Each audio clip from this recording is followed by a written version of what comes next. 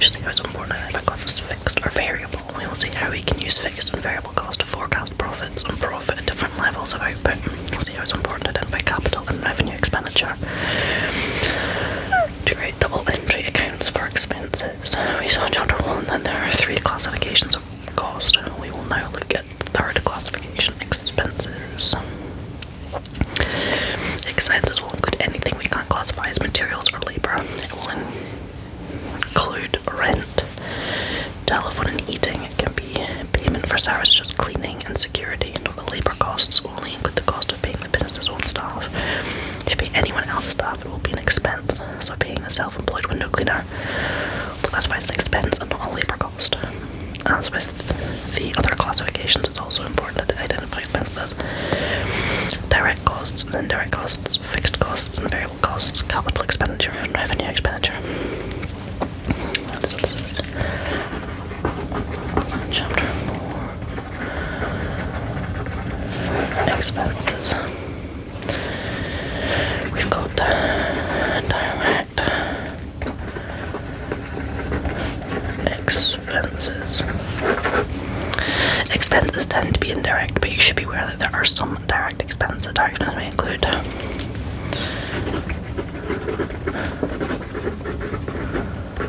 royalties to produce a particular design of goods, or it may be the design cost of a particular batch of products. Direct expenses may be more common with special orders.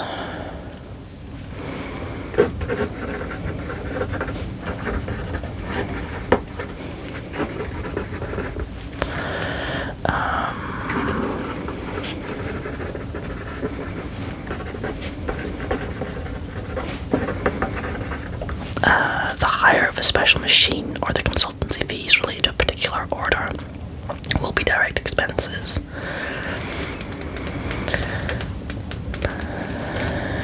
E.g. machine.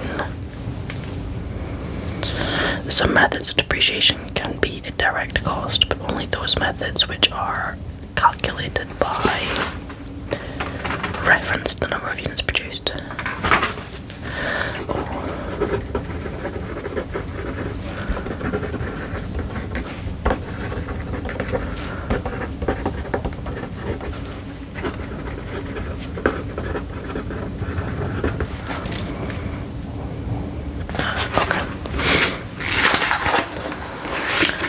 Sense.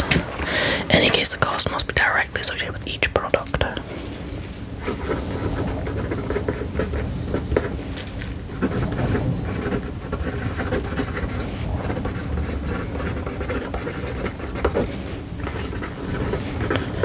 Each product.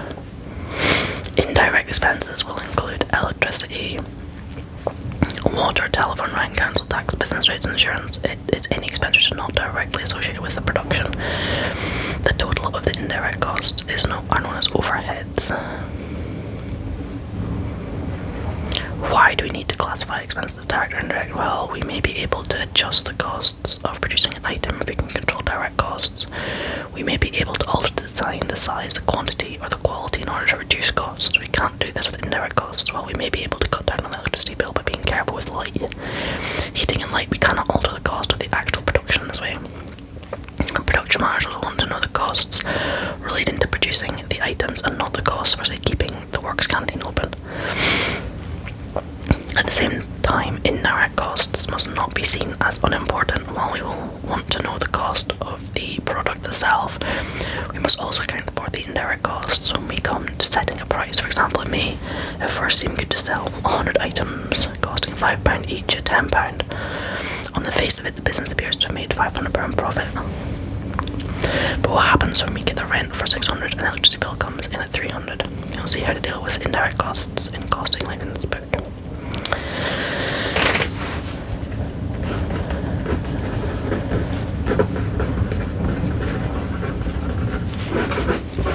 Both direct and indirect costs can be fixed or variable. We saw in chapter 1 how costs can be variable, semi-variable, stepped, or fixed. When calculating costs, it will be necessary to identify fixed and variable costs.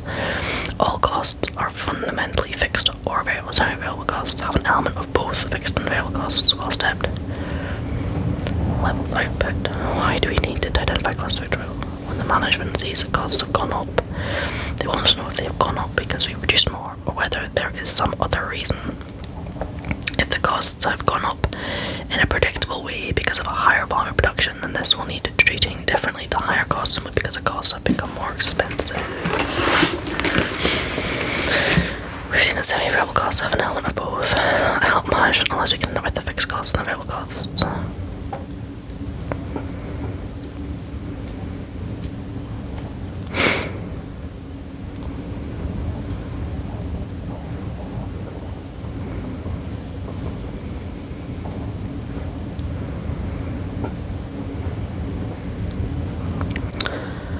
Flat rate is fixed and that you will be charged the minutes data you use over and above the agreed limit.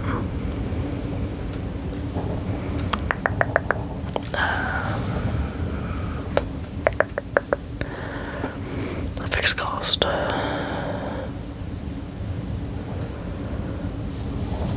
Let's take an example. The total charge on a mobile phone bill was £50. The flat rate charge £30 per month. It's £20. We can then divide 20 by the number of minutes to show the amount charged per minute. That way around. Suppose we know that the charge for calls is 15 pence per minute, and the last month we made calls lasting 300 minutes.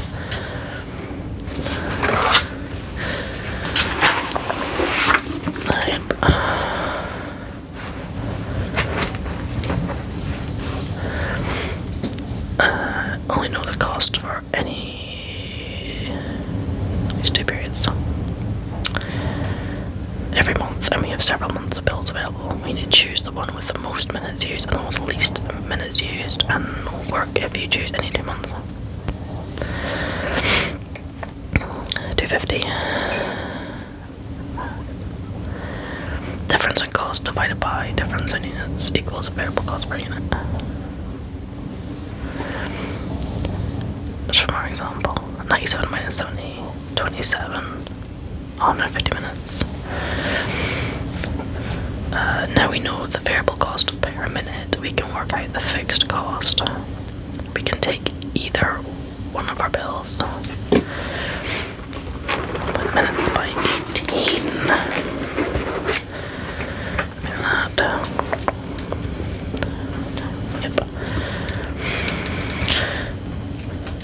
Forecasting using fixed and variable costs. We can probably best see the use of variable and fixed costs by taking an example.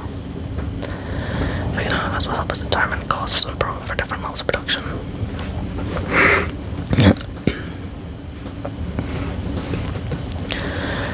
What the costs of everything be per unit. Shows the cost and profit will be at sales revenue is quite straightforward. Simply multiply the number of units by 750. The variable costs need a little more calculation. The original information showed that 1,000 units will cost in variable materials. First, need to calculate the cost for 1 unit. We can then follow the same procedure for labour and expenses. Remember that we only do this for variable costs. If you have a semi-variable cost, we will need to find the fixed element and the same. So that remains the same. That adjusts.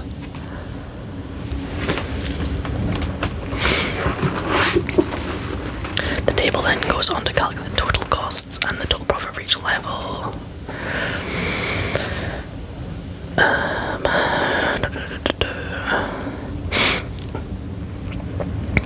Per unit goes down the more that we produce.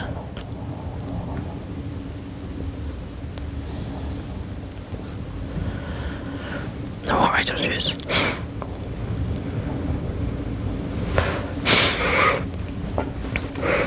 Right, so we've got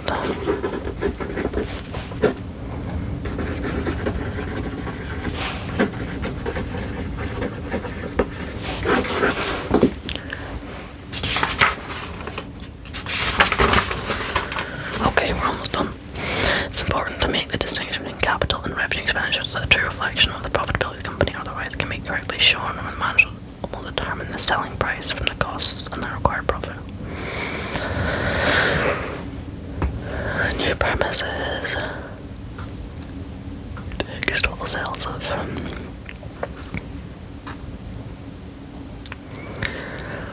in the profit and loss calculation, the cost of the property in our fixed costs would lead us to recommend a hefty sales price per unit, mostly to cover the cost of premises. Now let us come to the next year.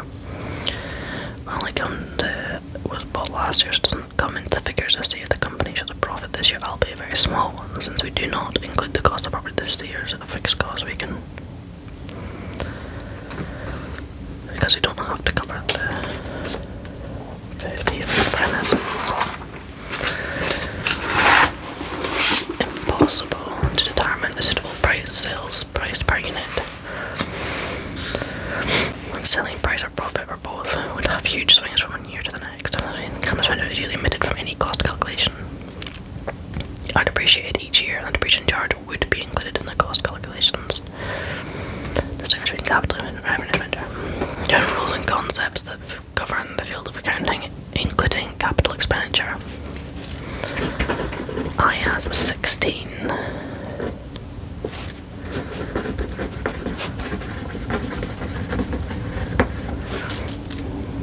There's some more detailed information in the book Accounts Preparation by the time. The standard defines capital items as items that are held for use in the production or supply of goods or services, for rental to others, or for administration purposes, and are expected to be used during more than one period. The description is not prescriptive. Capital expenditure can include other costs associated with the purchase. These will include delivery, legal charges, installation, upgrading, replacing, new engine for machine. Capital expenditure is generally a one-off payment, and the benefit will last several accounting periods. Revenue expenditure applies to items that are not capitalized and are aimed at maintaining rather than enhancing the asset. They will be shown in the statement of profit or loss. They include repair costs, maintenance charges, repainting costs, renewal expenses, insurance for the asset, redecoration, depreciation. Costs be meaningful, we have to identify only revenue costs. These costs will then be transferred to production overheads and non-production overheads. Bookkeeping is not dissimilar to materials and labour. However, instead of having an expenses control account or an inventory account, expenses will show in their own particular account. It's more than the costs as direct production expenses, indirect production expenses, and indirect non-production. The expenses will be the first shown.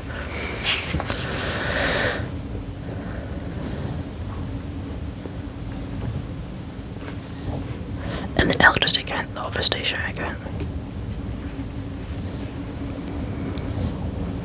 Entry in the detail column shows that these paid are from the bank. Next, you must credit the amounts in the expenses account.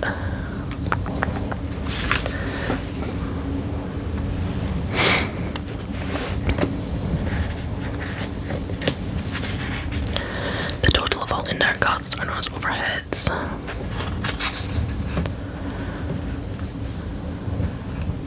Okay. Right, let's get stuck in. Insert a tick in the appropriate column of the table below to identify the cost as direct or indirect. Insurance for the factory is indirect. Depreciation on the production machinery based on the straight line method. Depreciation on the production machinery where it is based on the number of units produced. Direct cost, or royalty paid to the designer for each unit produced. Telephone bill with a fixed rental and charge for each call made. Diesel for the car. In a taxi company, I think that's a direct cost.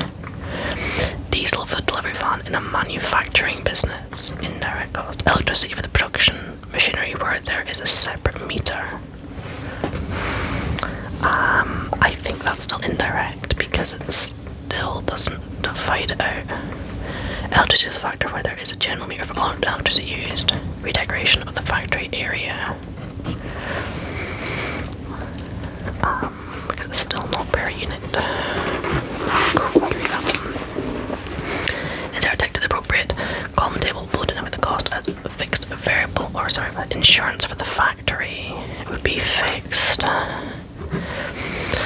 Depreciation on the production machinery based on the straight line method. Cost of specialist clothing worn by the food packers. I think that would be, well, no, I guess it would be fair, because if you get more,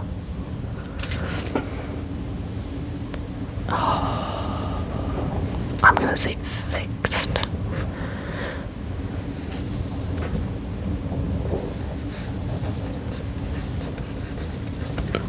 Electricity for the whole business paid in monthly installments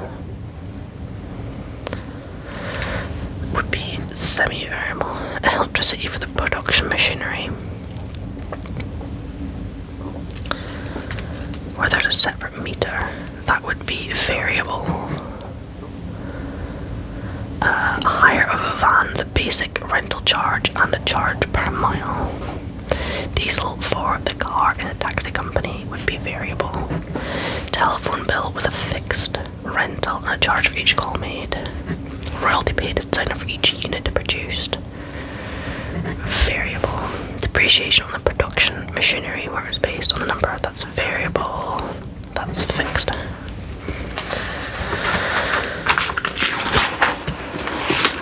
Okay, insert a tick for the appropriate column of the table below to identify the cost as capital or revenue expenditure.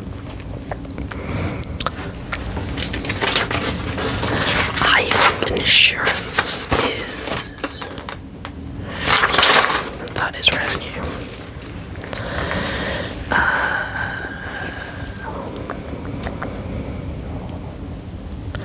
For the new production machines, depreciation is revenue. Redecoration of the factory buildings, that's definitely revenue. Road fund license for the cars in replacing the cars in the taxi business. Repair costs of a broken down production machine. Installation costs of a new machine carried out by the business's own staff.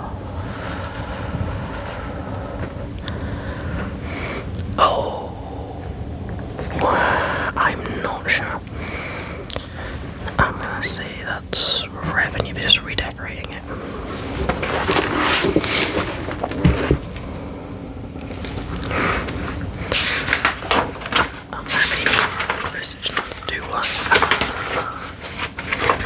I am gonna check my answers to these ones though before I go any further to make sure I've at least gotten this bit right.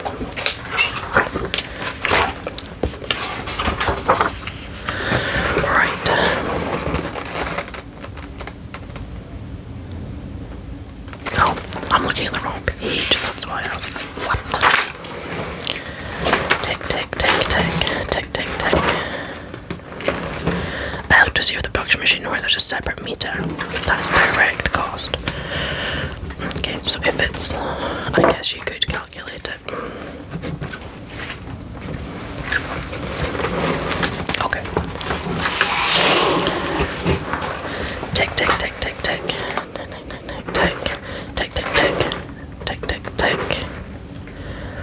Electricity for the whole business paid in monthly installments. Oh yeah, okay, yeah. It's being paid in monthly installments.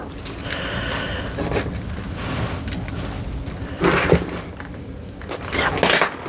Okay, so yeah. That's a set amount every month, so you know exactly what it's going to be. Insurance attack, okay, 1, 2, 3, yep. 1, 2, 3. Oh, sweet. Okay, so let's continue on. Age of the scooters and business manufacturers and mobility scooters. They have two manufacturing departments, one which makes the electric engines and another which manufactures the frames. The balance on the general expenses account at the end of the month is 39550. The expenses have been analysed as follows. Direct expenses, engines. Direct expenses, frames. Production overheads, non-production overheads, selling. Complete the general expenses account below.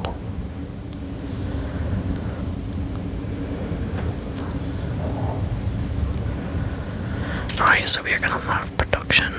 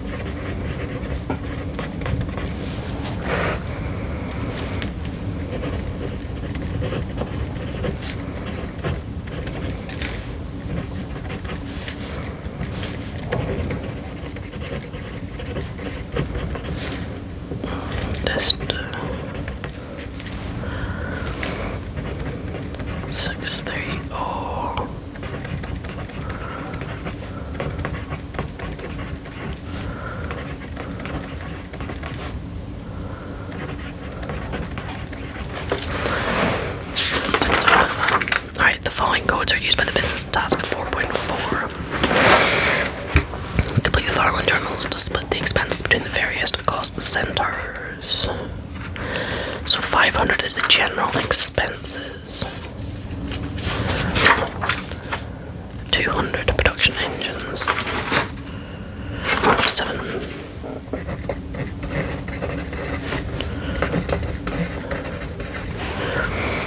Production frames. 4438.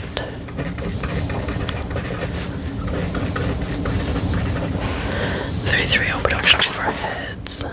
18130. Non-production overheads.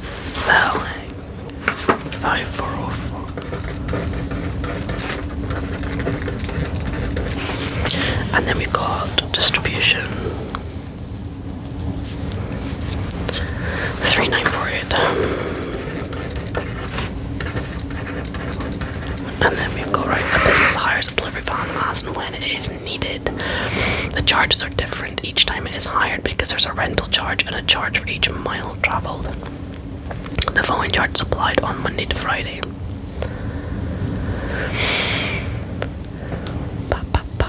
Okay, we can do this.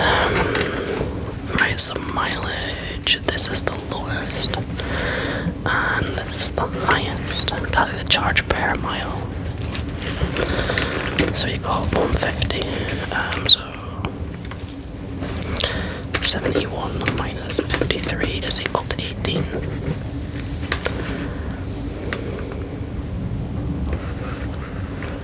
£18 divided by 150. It's 0.12. Calculate the daily rental cost. 150 mileage. 150 times 0.12 is equal to £18. 53 minus 18 is equal to 35. 300 times 0.12 equals plus 35. And you estimate the total cost for 350 miles. 350 times 0.12 plus 35. 77.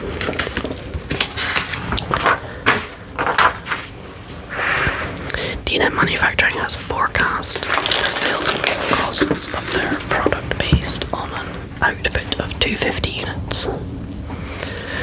Variable cost, fixed cost.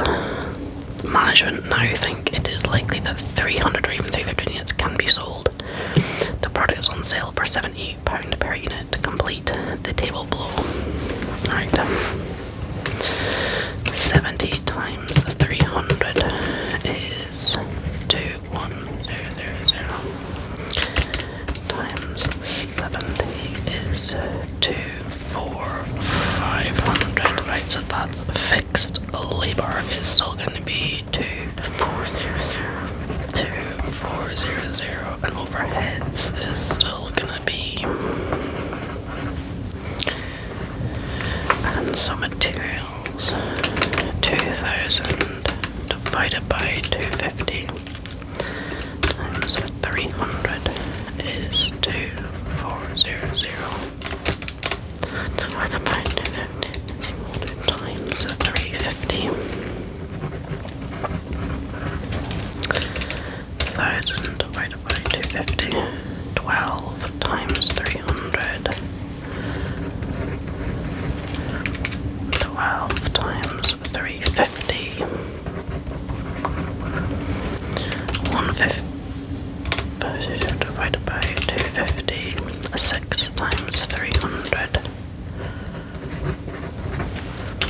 6 times 350. 2100. Total cost. We've got 2400 plus 3600 plus 1800.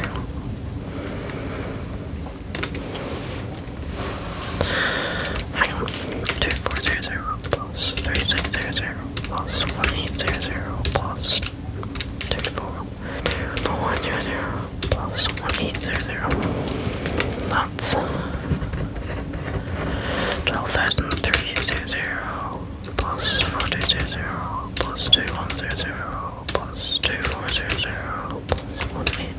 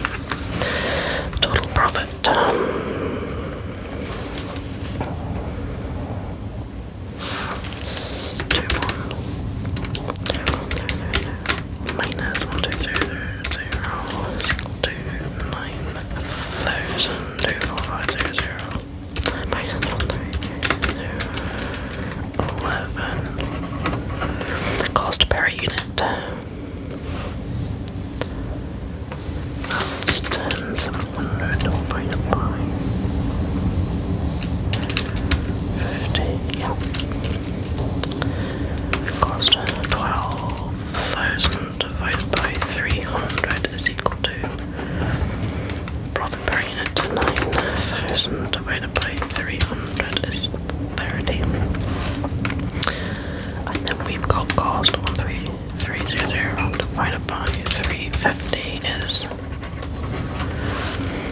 we've got divided by 350, 32. What are we doing? Last question. Manufacturer business forecast the sales and costs of their product based on output of 6,000 units. The product has become very popular. Management now think that 7,000 or even 8,000 units will be produced and sold. There are so many variable costs that have been forecast that if production goes to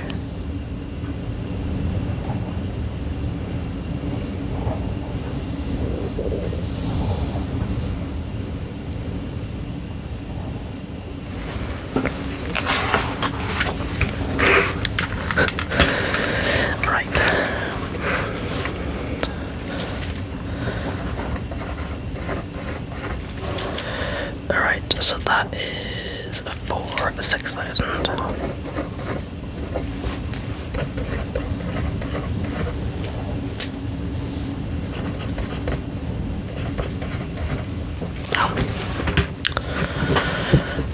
Making numbers about it.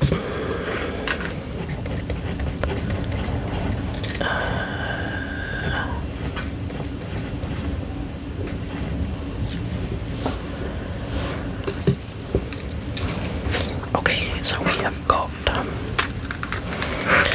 the difference in the number of units. That's 4,000. 47400 minus 33000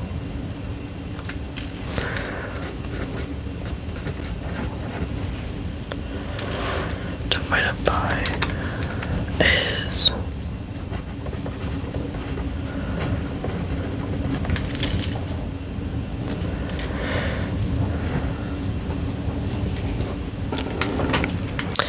variable element, fixed element,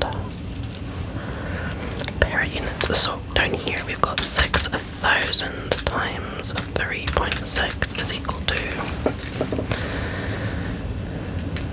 variable element is 21600.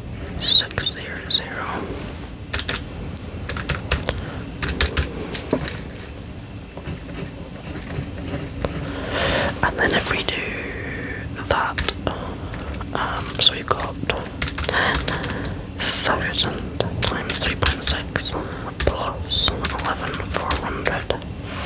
Yeah.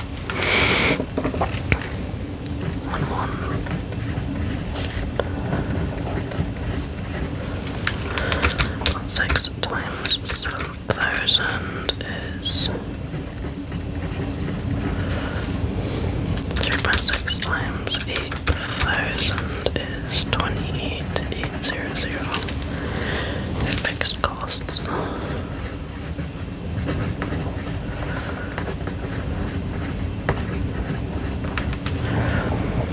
Right, so we have got sales 300,000 divided by 6,000 is 50 times 7,000 is equal to, and that will be 400. Variable costs. Materials, we've got 45 divided by 6, 7.5 times. That will be 52,500. 7.5 times 8,000 is 60,000. We've got 63,000 divided by 6. 10.5 times 3. 10.5 times 8,000. 84. 30 and divided by 6. 5 times 35,000, and that will be 40.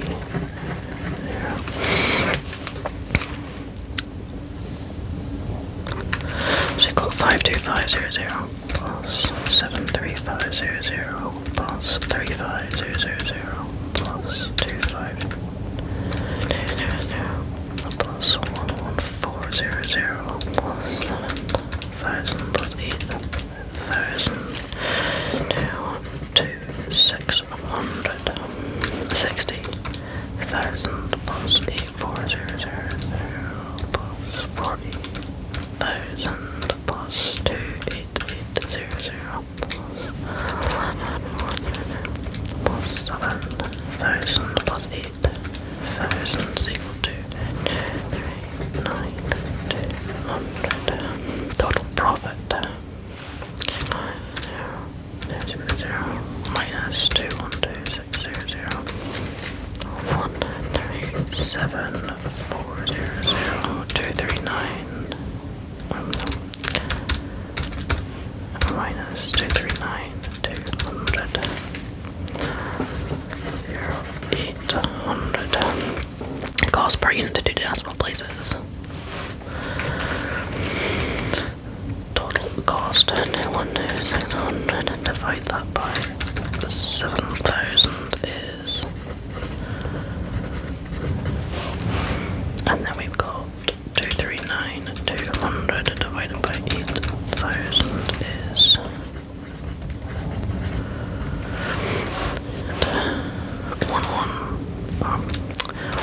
7,400 divided by 7,000 is equal to 19.63. 160,800 divided by 8,000.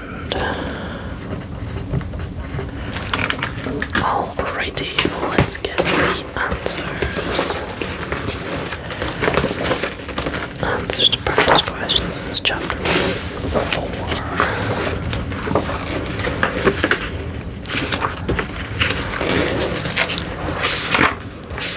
So we've done that bit.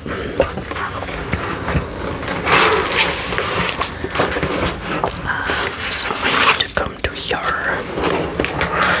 production engines, production frames, production overheads, selling. Yep, so that's correct.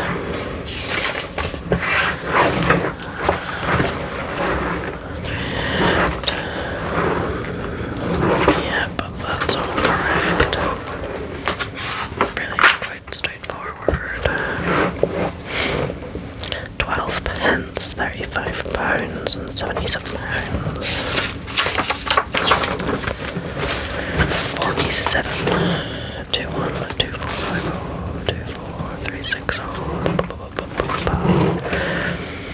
Yep, 12, 13, 9, 2, 40, 38, 30, 32. Correct.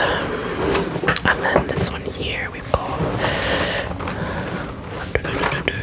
3,500, 7,000, 8,000, 30.37,